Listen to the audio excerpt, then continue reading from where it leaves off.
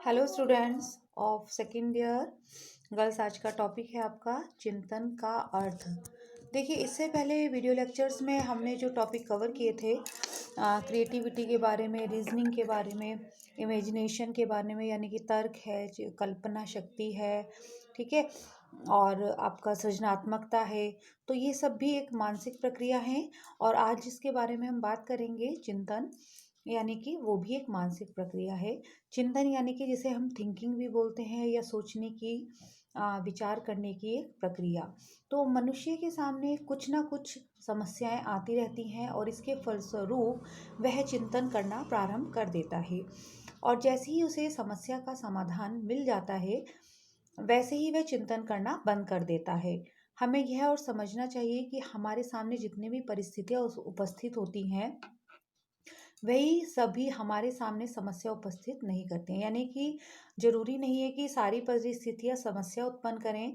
कारण यह है कि जब बहुत सी परिस्थितियों के प्रति हम अभ्यासात्मक क्रियाओं के द्वारा सफलतापूर्वक अभियोजन क्रियाएं कर लेते हैं, जैसे कि उदाहरण के लिए व्यक्ति प्रतिदिन भोजन करने के बाद कपड़े पहनकर अपने काम पर चला जाता है, तो इसके लिए उसे विचार नहीं करना पड़ता है, बल्कि यह तो एक अभ्यासात्मक क्रिया होती है। तो इसका मतलब क्या हुआ बच्चों, कि जो कार्य जो हमारे अभ्यास में आए रहते हैं, उनके लिए जिसमें मनुष्यों को सोच विचार करने की आवश्यकता नहीं होती है, तो वो एक अभ्यासात्मक कार्य होते हैं, और ना ही उनमें किसी मानसिक प्रक्रिया की या मानसिक सोच विचार की ज़रूरत होती है।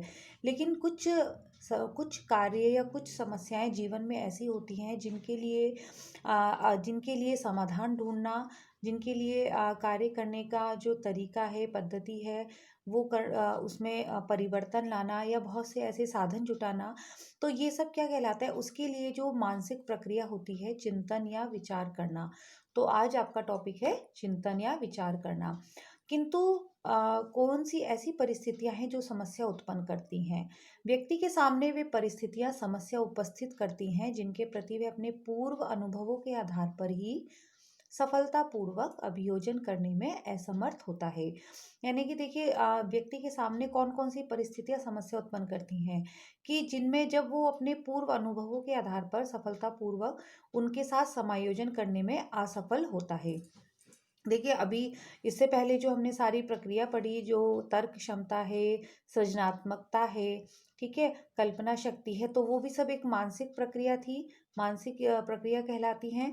तो उनमें भी व्यक्ति क्या था, उनमें भी हमने यही पढ़ा था कि अपने पूर्व अनुभवों के आधार पर परिस्थिति के साथ समायोजन करना, ठीक है, यानी कि बौद्धिक क्षमता के आधार पर ऐसे तर्क वितर्क करके, कल्पनाएं करके, सृजनात्मकता के द्वारा अपनी समस्याओं के लिए समाधान निकालना, और जो भी हमारे कार्य हैं उनको पूरा करना।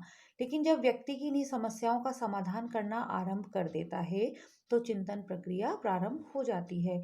यानी कि किसी भी कार्य को करने के लिए, उसकी समस्या का समाधान निकालने के लिए जब व्यक्ति सोचना प्रारंभ करता है।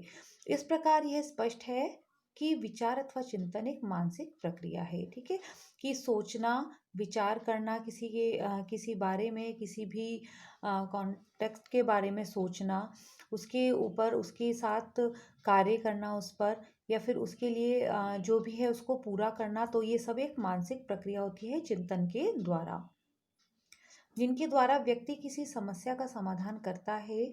और दूसरे शब्दों में, किसी समस्या का समाधान करने वाली मानसिक प्रक्रिया को ही विचार अथवा चिंतन कहते हैं, ठीक है।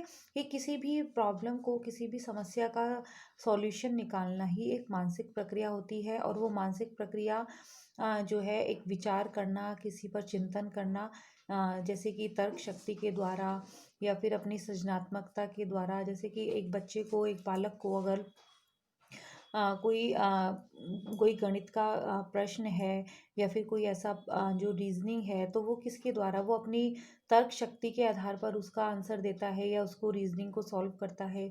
अच्छा, जैसे कि बच्चे को कुछ क्रिएटिविटी करनी है, सृजनात्मक कार्य करने हैं, तो वो हर एक बच्चे की सृजनात्मकता अलग अलग होती है, ठीक है। यानी कि उसको जिस तरह के टास्क दिए जाते हैं, तो एक ही जैसे कि 10 बच्चों को एक ही टास्क दिया गया, उन 10 बच्चों को जो एक टास्क है वो अपनी अपनी सृजनात्मकता के आधार पर उसको पूरा करते हैं, ठीक है, और अलग अलग तरीके से उसको कंप्लीट करते हैं। तो ऐसे ही विचार या चिंतन की प्रक्रिया होती है कि जब व्यक्ति के सामने कोई ऐसा विकल्प होता है या ऐसा कोई समस्या होती है, कोई ऐसा विषय होता है कि जिसके बारे में उसको कुछ प्रोसेस करनी है। ज़रूरी नहीं है कि कोई समस्या ही हो, ठीक है ना? कोई भी कार्य करना होता है तब भी वो उसके लिए विचार करता है। चिंतन की परिभाषा विद्वानों ने इस प्रकार से परिभाषित की है कि वॉरेन के शब्दों में चिंतन किसी व्यक्ति के सम्मुख उपस्थित समस्या के समाधान के लिए आविर्भूत होने वाली समस्या निर्णायक प्रवृत्ति से प्रभावित कुछ अंशों में प्रयत्न एवं मूल से संयुक्त प्रतीकात्मक स्वरूप की एक प्रत्यात्मक प्रक्रिया होती है। यानी कि कहा जाए कि किसी भी समस्या के समाधान के लिए जब व्यक्ति जो है निरंतर हर तरह से प्रयास करता है उसके समाधान को ढूंढने के लिए, एक अपनी विचार अपनी सोचने की प्रक्रिया को कंटिन्यू रखता है, तो वो चिंतन कहलाता है। कॉलिंस एवं ड्रेवर ने कहा कि चिंतन को जीव शरीर के वातावरण के प्रति चैतन्य समायोजन कहा गया है। इस रूप में विचार स्पष्ट है मानसिक स्तर पर हो सकता है। देखिए, उन्होंने ये कहा कि परिस्थिति के साथ समायोजन करना, ठीक है ना? समायोजन भी तो तभी होगा कि जब व्यक्ति उसके बारे में सोचेगा, उसके बारे में विकल्प ढूंढेगा, तभी हम परिस्थिति के साथ समायोजन कर सकते हैं। और यह जो समायोजन की प्रक्रिया है, ये कौन मानसिक स्तर पर हो सकती है, यानी कि एक बौद्धिक क्षमता या बौद्धिक प्रक्रिया के द्वारा। जैसे प्रत्यक्ष अनुभव, प्रतिभा अनुभव एवं प्रत्यव अनुभव। देखिए, प्रत्यक्ष अनुभव, प्रतिभा अनुभव एवं प्रत्यय अनुभव, यानी कि कोई भी समस्या है पूर्व अनुभवों के आधार पर या फिर अपने सामने कोई प्रत्यक्ष अनुभव है, तो उसके आधार पर व्यक्ति विचार करता है कि हाँ देखिए, हमारे पास ये एग्जाम्पल है, उसका प्रत्यक्ष अनुभव है, तो उसके बेस पर भी व्यक्ति उस समस्या का समाधान करता है, सोचने की प्रक्रिया करता है। टीबी ने क्या कहा था कि चिंतन किसी विश्वास या अनुमानित प्रकार के ज्ञान का उसके आधारों तथा उसके निष्कर्षों के प्रकाश में सक्रिय संलग्न पूर्ण एवं सावधानी पूर्वक चिंतन होता है। कि चिंतन को किसी विश्वास या अनुमानित प्रकार के ज्ञान का उसके आधारों और उसके निष्कर्षों के प्रकाश में सक्रिय संलग्न पूर्व एवं सावधानी पूर्वक चिंतन है। देखिए, 7 मिनट की बनी केवल।